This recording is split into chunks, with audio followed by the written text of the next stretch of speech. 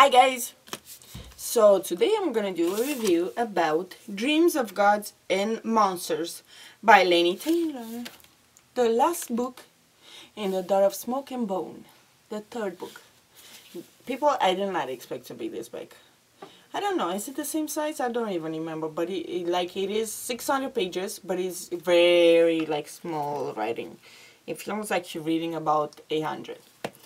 And like all the other ones, in my opinion, I think the start it's a little bit slower. Like I don't really like the start of these books. Well, the first one I actually did like it. It was different. But then from the second one, it was like pushing. And it is a bit confusing because it starts with some things and I'm like, what? Am I reading? I had to go back a few times to see, like, the opening and taking the cover off. Am I reading the wrong book? Did I buy the wrong book? And somebody changed the covers or something?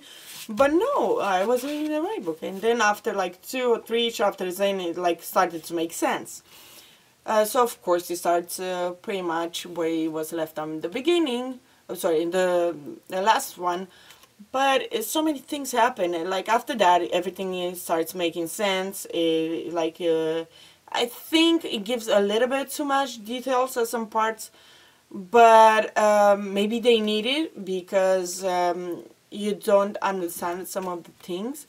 Like I skipped a few pages, and then I had to go back because I was like, what is going on later on in the pages? So I went back when I knew I skipped it, and it did make sense after that. So I do think some of the details they are actually needed. It is, but beside that, like I gave four and about half or 4 stars, pretty much.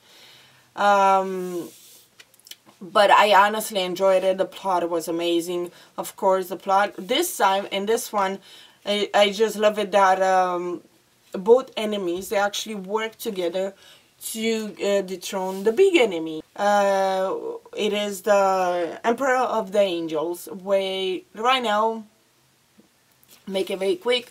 How we know from the previous one, he went to the human world to get all their like munitions and things like that, so they can kill Karu, both the rebel angels and Karu and whoever, like Chimera they left, because they're not that many.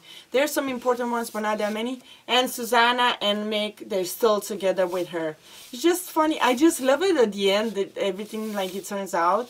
Like it's just amazing with them.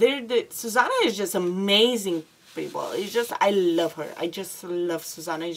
She's amazing.